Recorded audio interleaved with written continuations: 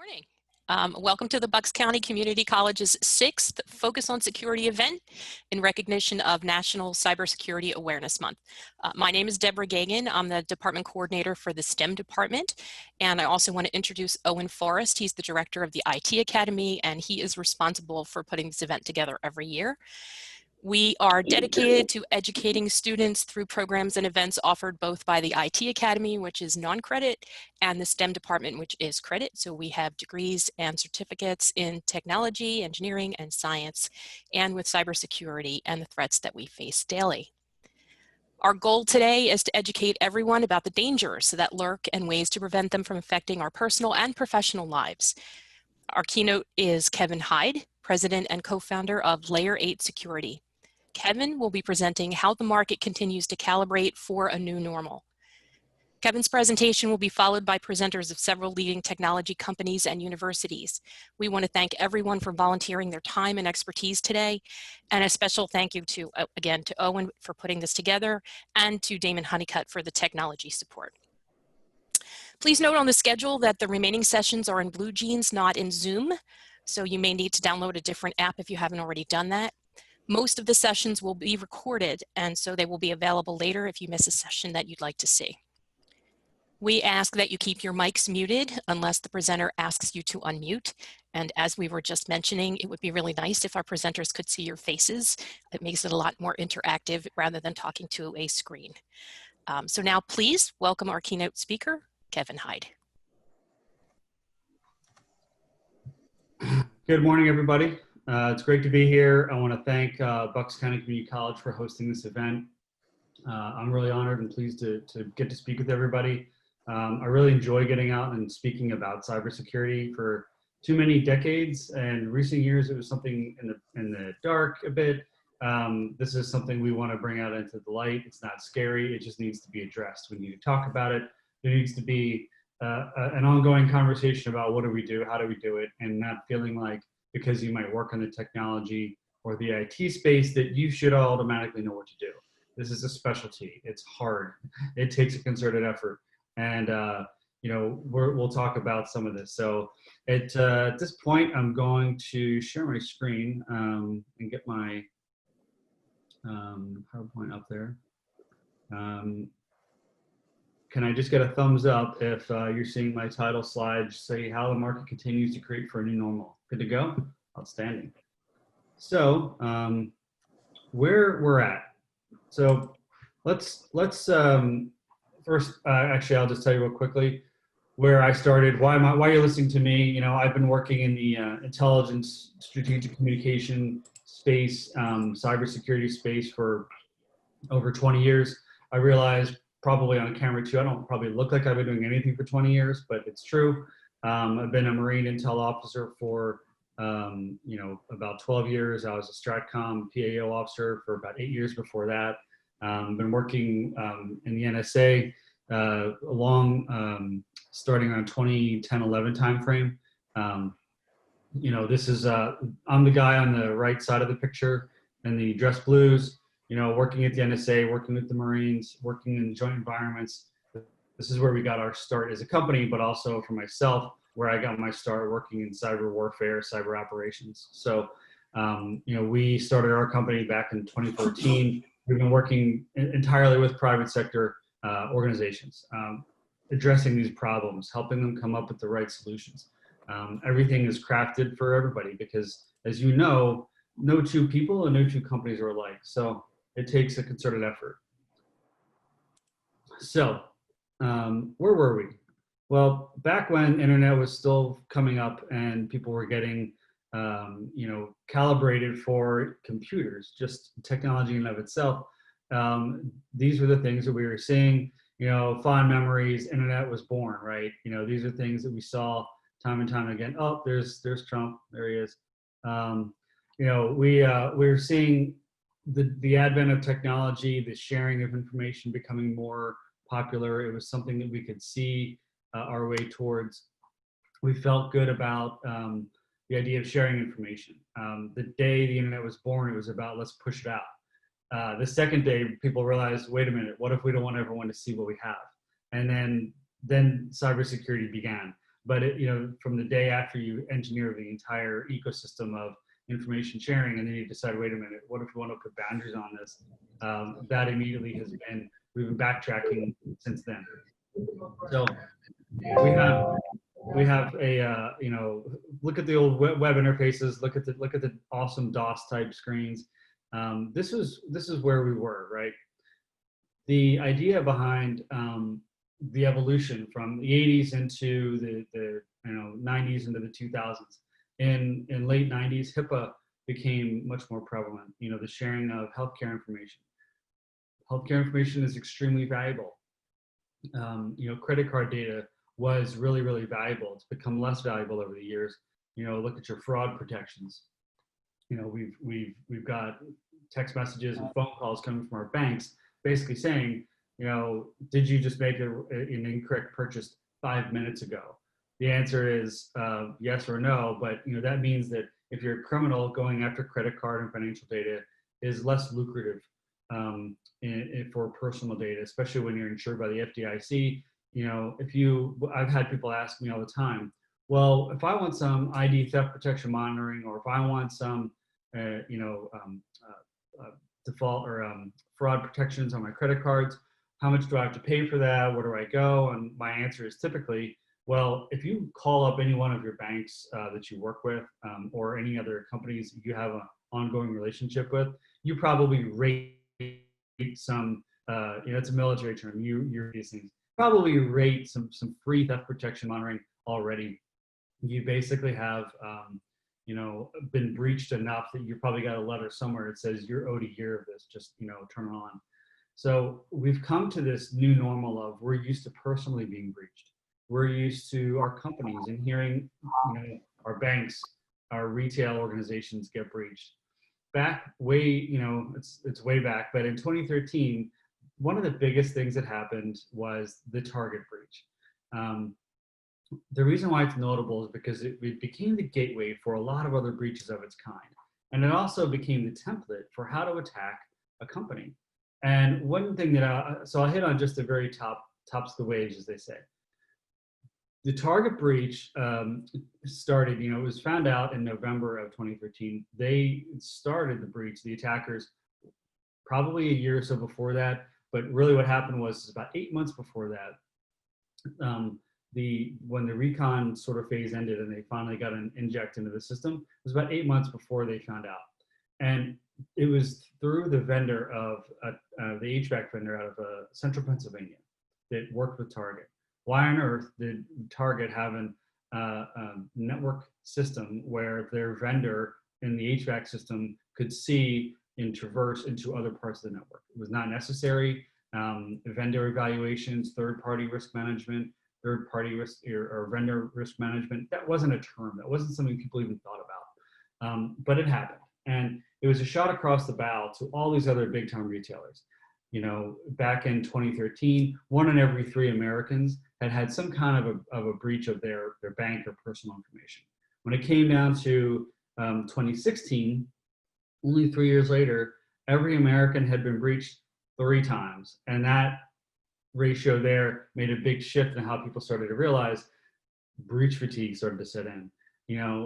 But then we had small companies thinking, I don't have to worry about getting a breach. This isn't going to, matter to me. I'm too small of a company. We make a couple $100,000 or $1 million a year. No one's after our client data, our payroll information, our HR information. No one cares about that. All wrong. Because what do you do if you're going to be on the attack? I can tell you as a Marine, what we do, we rehearse, we practice, and we practice some more. Well, that's exactly what hackers do. That's what criminal organizations do. That's what nation states do. They practice. And they practice on the small and the weaker companies because they want to see which things work. They want to find out, how do I get this inject in there? How do I exfiltrate this data encrypted? And they're going to go use systems that could happen anywhere. And they're going to find out, okay, I've realized I know how to now do this. I'm going to work on the next, company. I'm going to try it again and try it again. And then I'm going to use it on one of the Fortune 500 companies I want to go after. But in the act of finding one company to breach, you're going to practice on maybe dozens. And the reality is that the threat is a lot more sophisticated than most people realize. The picture here you see in the bottom looks like an office setting. That's a picture taken from Interpol. Those green bags over the computers, those are custody bags. Those are evidence bags. They are, this was a hacking office where a criminal group had desks, leasing office space, had internet coming in, they have admin staff, they've got recruiting. They have money back guarantees when they work with other criminal organizations on how to best, you know, did my service work? Did my phishing attack work for you? They have rating systems. They work with each other in a highly communicated fashion. They're well coordinated. Their command and control is great.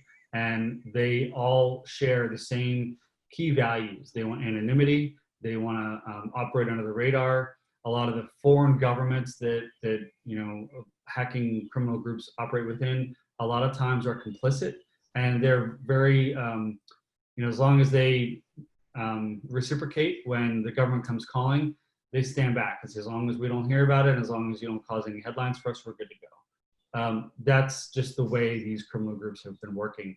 And, you know, they can sort of work in this you know, adulterated type, you know, environment. It's easy for them to just, you know, go about their day, and they make a lot more money because it's really, your ROI for being a hacker is pretty high.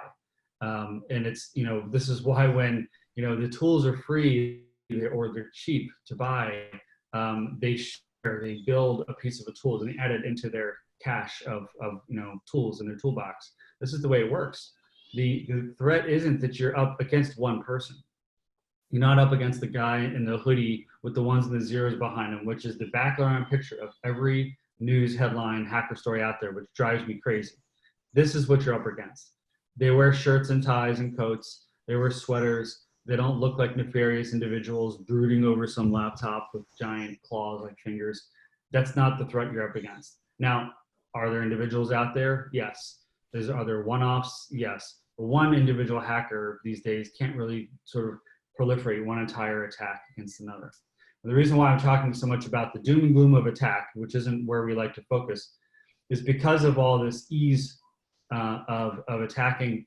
The compliance requirements have gotten so tough for companies. In order for any one company to do business with another these days, you have to be able to show where you're compliant with your cybersecurity regulations, data privacy regulations. Data privacy, cybersecurity have become a bit synonymous. They're two different practices in one way, but really at the end of the day, they're really, you can't have privacy without security.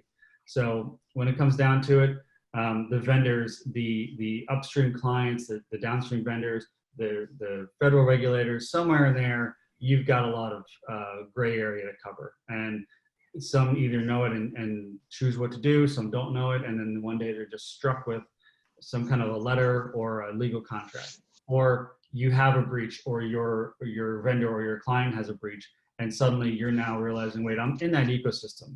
Do I have something, is that gonna affect me somehow? So this is sort of the state that we've been in. Data privacy, as you see in this chart here, these laws have become more and more and more intrusive for companies, burdensome for companies, but they're really about protecting your individual privacy rights.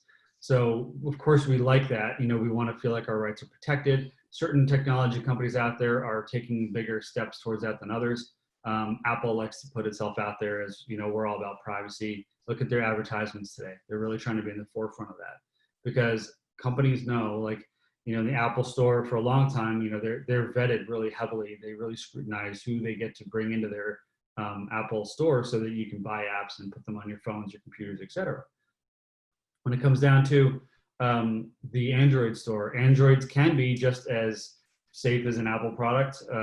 But, you know, the thing is, it's built on an open source platform. It's meant to be where you can add things in more easily. The Google Play Store is sort of this playground for malware builders. They can put apps out there as much as they want that, you know, you can download. Back years ago, I don't know if anybody here played Angry Birds. I loved Angry Birds. And when that movie came out, my kids said, "Do you want to watch it?" I said, "Heck yeah, I want to watch that Angry Birds movie."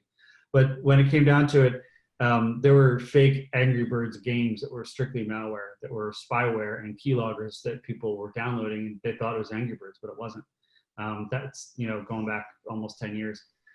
But, this is sort of the reality that we were at because this conflagration was happening. It was really an advent probably around 2 to 3 years ago, where the new norm became, all right, we have to start thinking about this. We have to now begin to work our way in. The last line here talking about is data considered the world's most valuable asset. Not quite a year ago, the CEO of Ford Motor Company was being interviewed on CNBC, and he said that the stock price for Ford was highly undervalued. He was looking at the PE ratio, and he didn't compare it to other automakers. He compared it to technology companies. And the journalist said, well, why are you comparing it to them? Your PE ratio, your stock value. He said, because Ford Motor Company at this point has become as big of a data company as anybody else out there. Because the data that our cars create, the tracking information, everything that we have, everything is spitting back all this data now. And I mean, since 5, 6, 7 years ago, most cars are some way connected. I get emails from my car once a month. I have for years, right? So, they send me the status of things. In order to get that kind of a data, they're tracking it, they're holding it, it's in transit, and then it's at rest somewhere. How's it being protected? How's all that data being protected? Is it the world's most valuable asset? That's a question I'll leave out there. You can think about it. But as we get into what happened, right? So now we get into 2020. So, we thought, the worst thing that was going to happen in 2020, God rest his soul, was Kobe was no longer with us. Well, little did we know that was the start of all, right? So where have we gotten to? And we borrowed this from Gartner. Where have we gotten to? Where are some companies and entities, schools, municipalities, counties? They're still in respond mode. I would venture to say most of the world is probably still in respond mode. It might be further down the curve on respond. Some companies might be in recover. Because this pandemic has been, I hate to say good for some businesses, but it's been good for some businesses. Zoom, for instance, had a huge uplift. Technology companies, I hate to say it, but layer 8, cybersecurity has become more important. People going to the cloud, managing more remote workstations, that needs more security. We've seen an uptick in that. So, some companies have responded and then are sort of in this recover mode, but most are still in this sort of what's going to happen next mode. I would venture to say that almost nobody is in recover. There's still uncertainty for sure. Might not be feeling like you're in crisis, but I would venture to say that probably nobody has just recreated themselves entirely, except maybe the Zooms of the world, right? Microsoft Teams, Google Meet, Cisco's WebEx. These are all organizations that realized their tool was exactly what the world needed. Cloud-based technology, the ability to have, a firm go do that integration, manage that ongoingly. Those are things that everyone now needs. You may not have needed it, 8 months ago, but you need it now. So where are you? Where are your employees? Where are your, from a personal standpoint, but from a organizational standpoint? Where are people at? So the old business as usual, right before we hit crisis. IT security controls that as we get into the crisis, they worked in the office. They don't always work at home.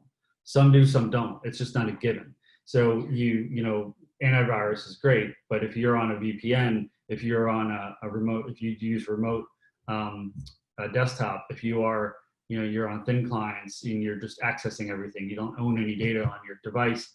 If you have an insecure home Wi-Fi, these are things that now everyone had to figure out. Cyber insurance was something for a long time. People would come in and ask me to have an executive briefing with their team.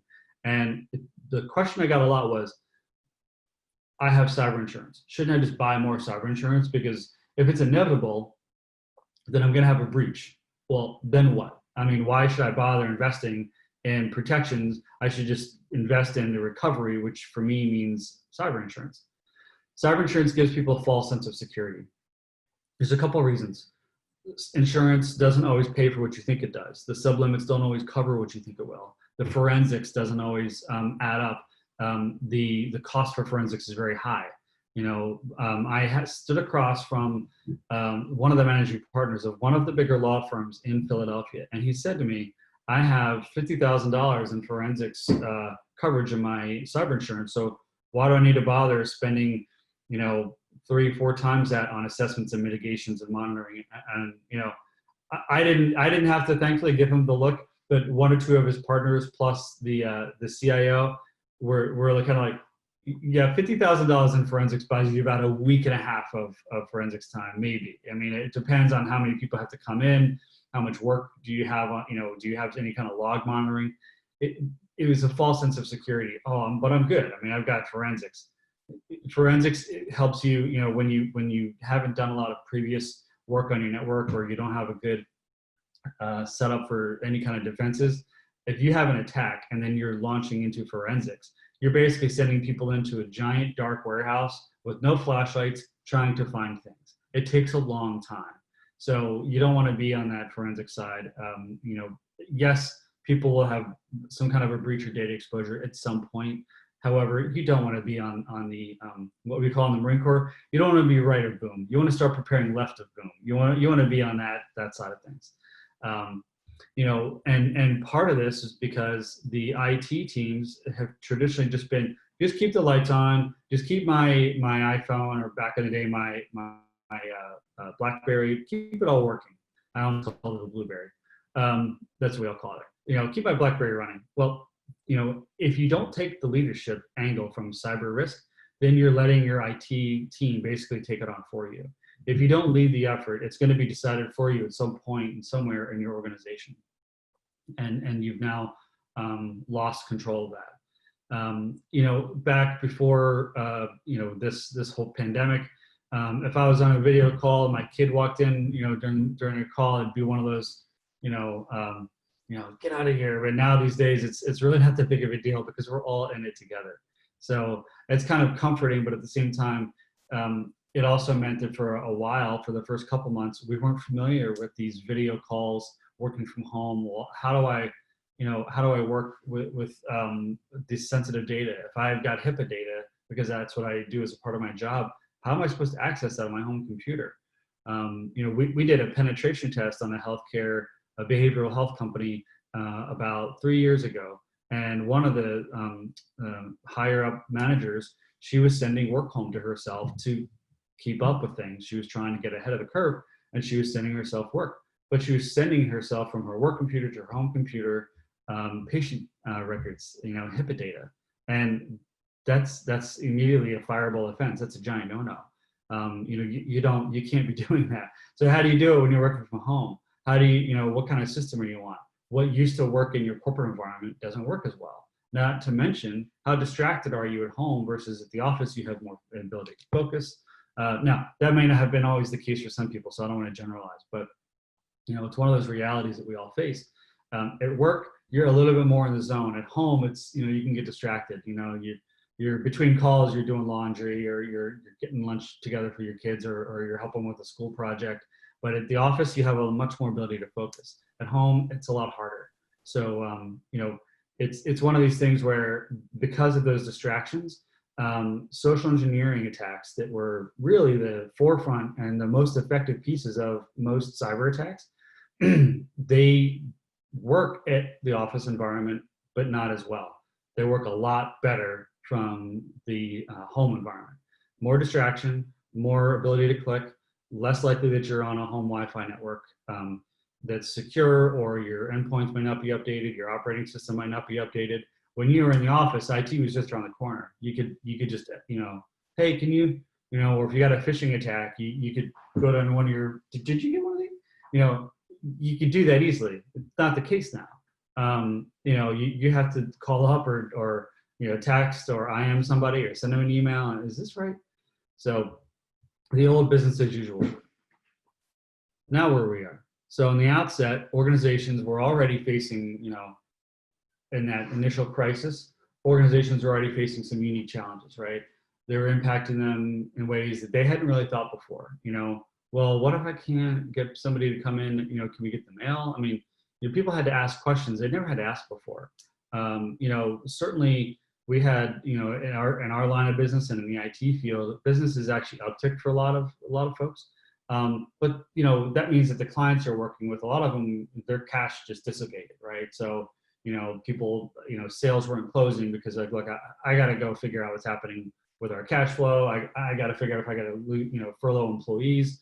You know, we had CIOs who we work with or who we were about to work with, and we had projects working with them. Like, yeah, I just lost my entire IT staff, and now I'm the one person who's on call for everything. So a lot of disruption.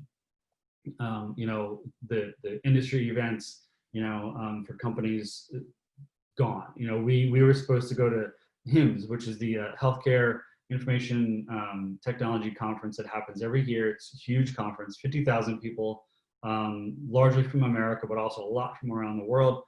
Huge amounts of money poured into this event. It's either in Las Vegas or Orlando, which means it's that big. And that got postponed, or canceled, but only about 5 days before. You know, so you know, their travel plans, money, everyone, you know, where you would do business typically, how you would get leads, they all dissipated. They just went away. So uncertainty, doubt, fear, you know, and then on top of that, you have to now manage your technology and worry also if you are in a highly regulated environment, are we still getting it done when it comes to compliance? Like, are we now violating our contracts with people? This is where it, you know, got tricky for folks. So before I go any further, I want to just check in with folks and ask if there are any questions.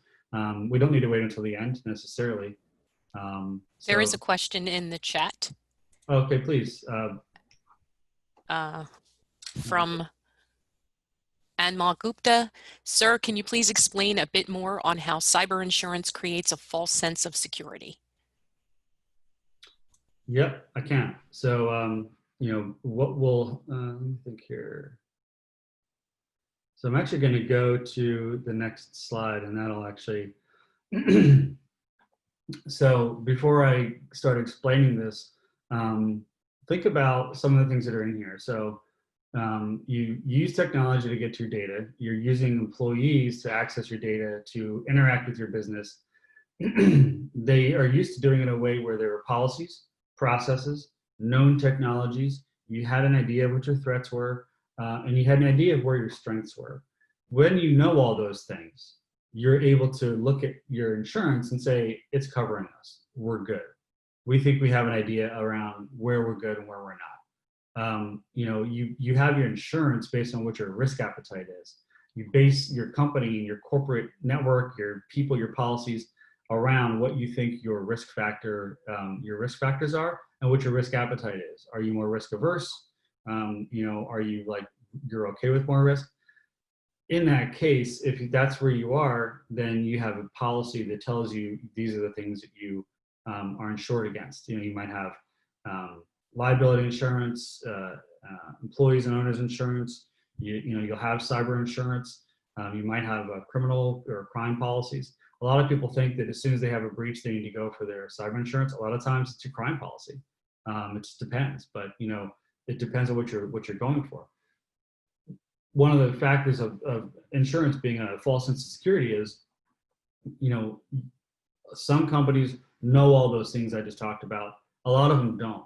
So they don't know the factors. They buy a policy anyway, and they think, well, I've got a policy, so I'll be good. But if you actually read the policy and you look at what the lines are and how it explains the way you're able to use your insurance proceeds, they typically would say, well, you know, you have a certain amount of sublimits for you know, recovery for new hardware, new software, IT service hours that you can allot, but a lot of times they weren't enough. And so people would say, you know, I'm covered when it comes to insurance, but you're really not. You know, you sign these MSAs that say, oh, I've got $1 million cyber policy, but really what it covers is a lot of times a fraction of that, because it's only covering ways in certain things. Remember, insurance companies don't really want to have to pay those things out. I'm generalizing, but you know, insurance companies don't want to have to pay out every time there's a policy. You know, they're written in a way that helps protect their business interests. And so you have to know for sure what's my landscape look like, and then what do I do to back it up. In fact, I have a graphic here towards the end. Actually, I can just share right here. If you look at the graphic here on the left, it says there's integrated technologies in the middle. There's business processes wrapped around it. And then there's your policies that dictate your processes and which technologies you use. And around all that is your cyber insurance. This is kind of how we look at a resilient model. So this is the way we look at, and the way this has been true for years, and it's still true now. So, we like to have people think like this. So this is one of the ways that we want to see people really get into their situation, their maturity as a company. Where are you in here? The technology is important, but cybersecurity is not solved with technology alone. It takes a little bit of everybody. So let's talk a little bit about here, not quite post-pandemic, right? Well, we're using VPNs and RDPs to get into our corporate networks. One of our CTOs we work with, he, in the midst of, it was in April of this year, in the midst of still the pandemic crises uptick still happening, he hired 30 more IT people. Now this is a 10,000 person company, but he hired 30 more IT people to help manage their IT within just their organization. He needed to, he had directors and managers and VPs calling him up asking for help. He's talking to one of his C-level folks. They said, well, I can't figure that out. Here, talk to my teenager. They'll help me with the technology. That's how they were getting it done. He said, I can't do this. I got to hire more. And so, we needed to get people the access, but in the right way. Antivirus as a monitoring service need to be recalibrated. What were new normals for people, only months ago for a way a corporate network would behave, that doesn't work as well anymore. You have to recalibrate for where are people dialing in from? How many remote connections are you allowing? Are they coming from anywhere? Are you allowing everybody? These are things that had to be recalibrated for. Employees, we've always advocated that employees can be your strongest link, and they can also be a weak link, and I'll explain. Our name of our company, Layer8. So those of you that work in the technology industry, you've got your 7 layers that allow your one computer network basically to talk to another, essentially. Now I'm going to generalize this just for the sake of our audience, but we've got the application layer at the top. You've got the transport layers. It goes down to bits and bytes, and you got the physical layers. You got 7 layers. So in order to get, the world basically adopted this model. But during my time at the NSA, it still came down to the people. The people were always the weakest link. And anyone who's worked in an IT help desk will always tell you, if there's a problem, they say, yet again, it's a Layer8 issue. Well, it's the people problem. The people are the ones that are causing the problems. It came down to a couple things. I was at the NSA when Edward Snowden was there, and he walked out the doors with state secrets. Regardless of where you sit on the political side of it, that's a massive human layer attack, right? That's one person with some knowledge, and they walked out. That can happen in any company anywhere, and it does. Understanding your human defenses is important. How weak are we? Are we good at this? Do you do phishing tests? Do you do social engineering tests to see how likely are your employees to put companies' data at risk? Companies were doing this pre-pandemic. They need to do it post-pandemic. They need to do more virtual social engineering, phishing, smishing, the SMS texting, phishing. You can click on a link from anywhere. How likely are your employees to do that? You need to recalibrate for that. The industry events going virtual means more data sharing, means more links being out there, more downloads. These are the things that people need to consider.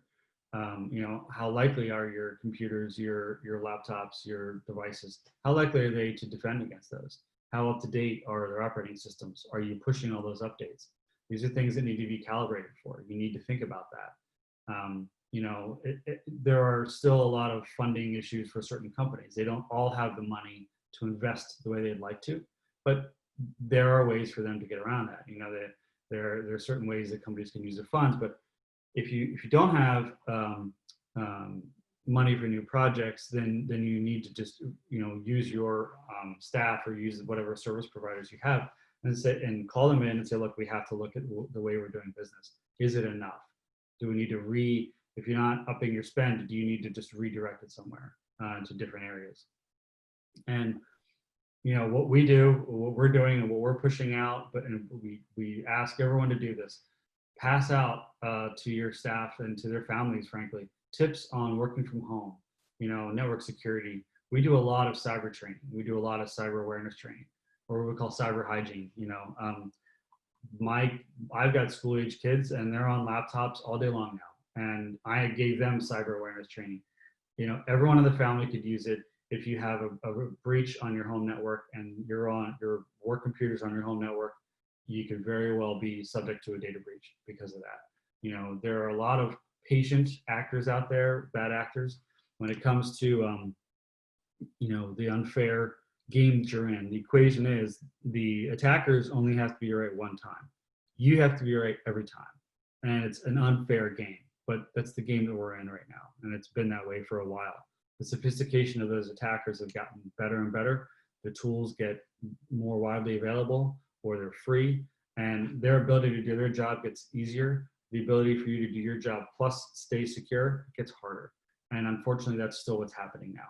So as we find ourselves still in the, where are we in this model, part of what I want you to think about is for you, for your organization, where do you see yourself now? Where do you want to be, and how do you think you're going to get there when it comes to your IT security, your data privacy? How do you get to that point?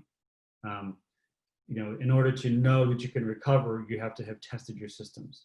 You have to think about where your strengths are and have you tested for that. So, a consideration are tabletop scenarios. Where are you in the scheme of things? Do people know what to do? We preach that a lot. Have you gotten all your key stakeholders around a conference room table and said, all right, or in this case, a gallery Zoom, and say, what do we do if we have a ransomware attack?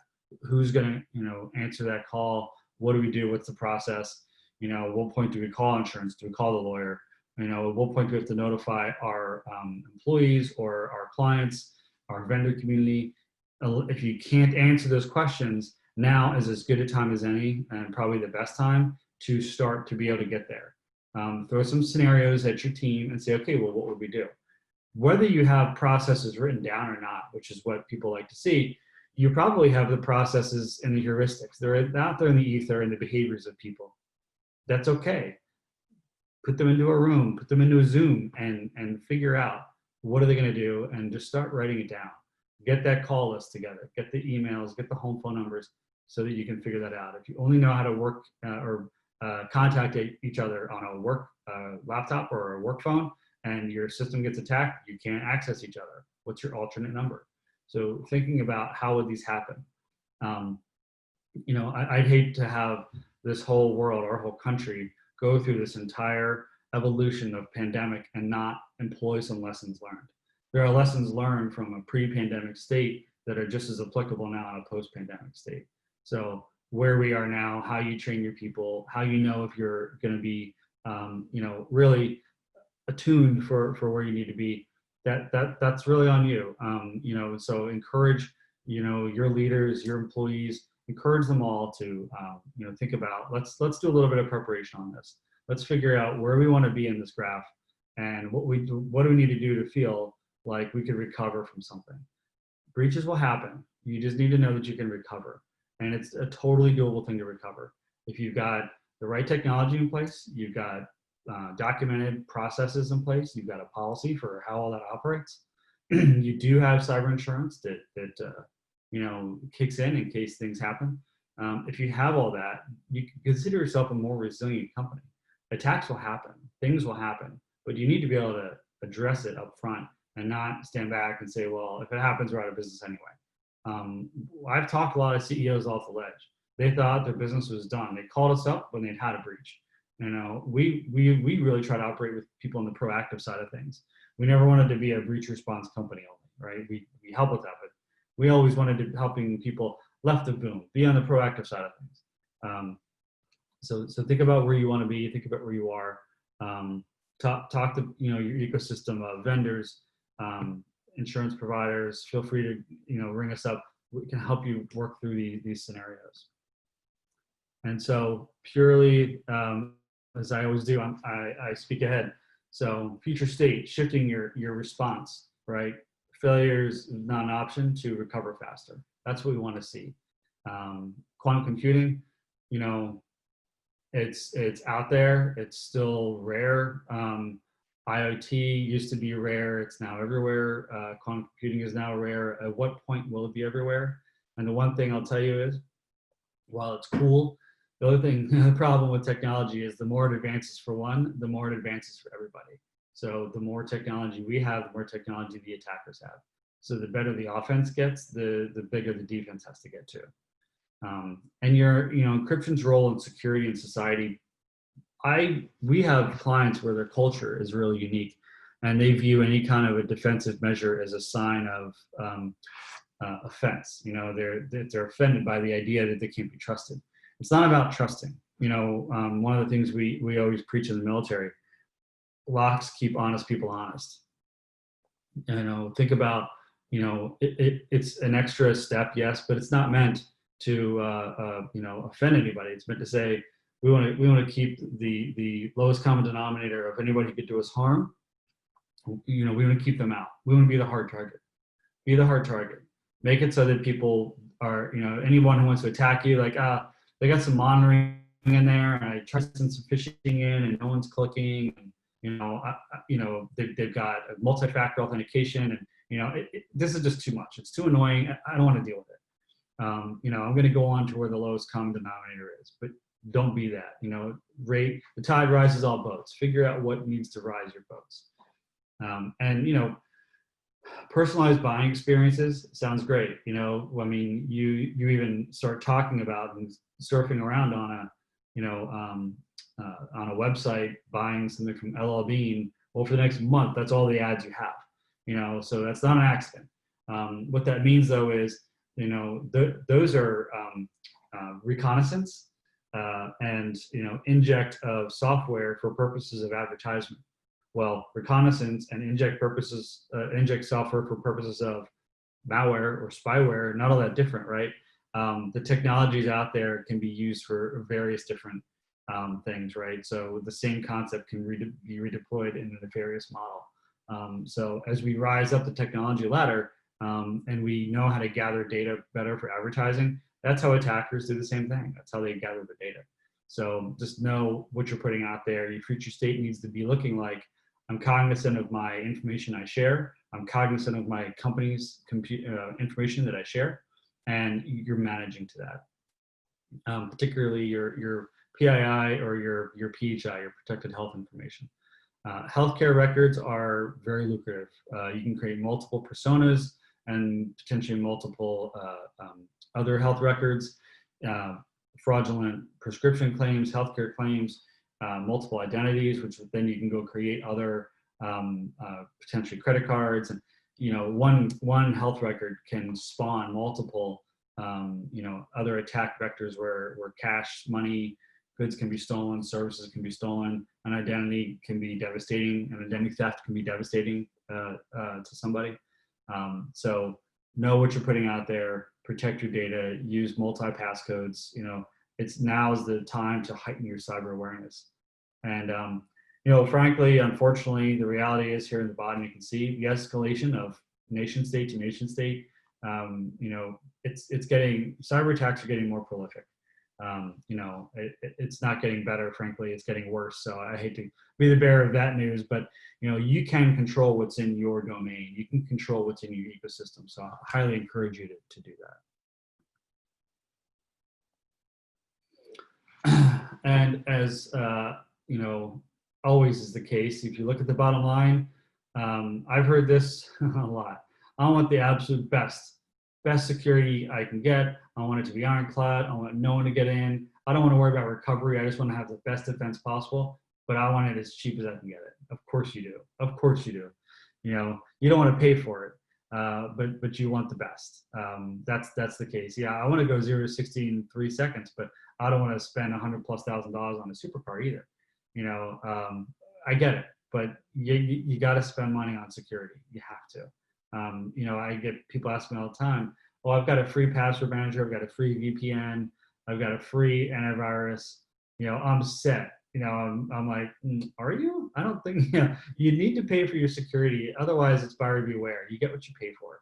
So, you know, I got to encourage people to think about it. You know, there are some free things out there that are okay. You know, I use a password manager for all my passwords. I think it costs me $12 a year, and it's like the heightened version of it. It's not even the basic version. So, you know, it doesn't have to be expensive for sure, but you do have to pay for it.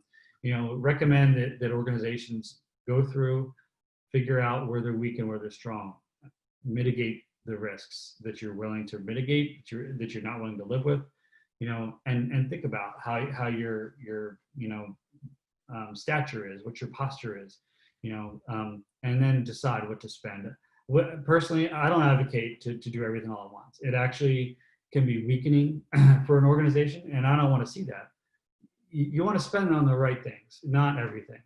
And, you know, use your trusted advisors, use your trusted network to think through that. So at this point, I would like to, and of course you already saw this, but, you know, open up for questions. I like to leave some thought-provoking graphic here. The one on the right has sort of been my brainchild. Your security ecosystem, you know, somewhere there's your upstream clients, your downstream vendors, and then some form of compliance. And somewhere in that Venn diagram, you have some shade. You may not realize it, but you do. So highly encourage folks to think about, you know, have you talked to your vendors lately? Have you looked at their contracts? Do you know what kind of security parameters they have in place? What would they do if you have a breach? What would you do if they have a breach? How crucial are they? One of the first assessments we did for a pharmaceutical data company back in 2014, we talked to them, and I sat down across from the president and I said, so tell me about your vendors that you're using to, you know, conduct your day-to-day, week-to-week operations. And the first one he mentioned, he wrote it down, and then he started to whiteboard kind of like what they have control over. And he said, as he said it, I started to kind of get this look on my face, and he looked at me and I looked at him, and he said, these guys are the linchpin for my whole business. If they go down, we're done. And I was like, yeah, you are. And, you know, this is a company that had been in business for 25 years and they're, you know, doing well. But, you know, when you start asking these questions, some aha moments and light bulbs will go off. So start to think about that. This is a matter of, have you thought through these things? So at this point, I would like to open up for questions. I'd love to engage in some dialogue. Happy to get somebody else's voice in the room. And I see here a couple in the chat. Answer about the cyber insurance was good. What does the green center of Venn diagram mean in tangible real world terms? What does the green center of the Venn diagram mean in tangible real world terms? Well, it's meant to be a conceptual graphic. So the green center of the Venn diagram, the one on the right hand side, that's up for you to decide, frankly. I don't have the answer. That's really something for you to think through. It's really about what your, you know, the real world. I guess I'll give you just an example. So one of the things that you have to think about is where, and if you are, if you have, let's say, 5 vendors that access your data systems, and you are, let's say you're a technology platform company, and you have some clients that operate within the HIPAA field and the healthcare field, and they transit HIPAA data, PHI. If they use your platform to conduct their business, somewhere in there you've got some green to cover. You might not know it yet, but if your vendors say, well, we had a breach and we realized it came from you, and now you're the cause of a HIPAA breach. If you don't know that that's part of your ecosystem, that's where your green is. Does that help answer your question? And being asked, can I share a virtual business card? Well, I can do this right here, actually. that's my information right there. You're welcome to contact either one of us. My information I think should be shareable from the organization from Bucks County, I think. But you're welcome to grab it right here. Is my email and phone number. You're also welcome to go to our website, fill out a contact form. It's pretty easy, and just it'll go to Casey and his team, and they'll help you get to the answers. One thing I'll tell you, again, I want to thank Bucks County Community College and this event for hosting it and for allowing me to come in here and be a part of it. As a way to carry that forward.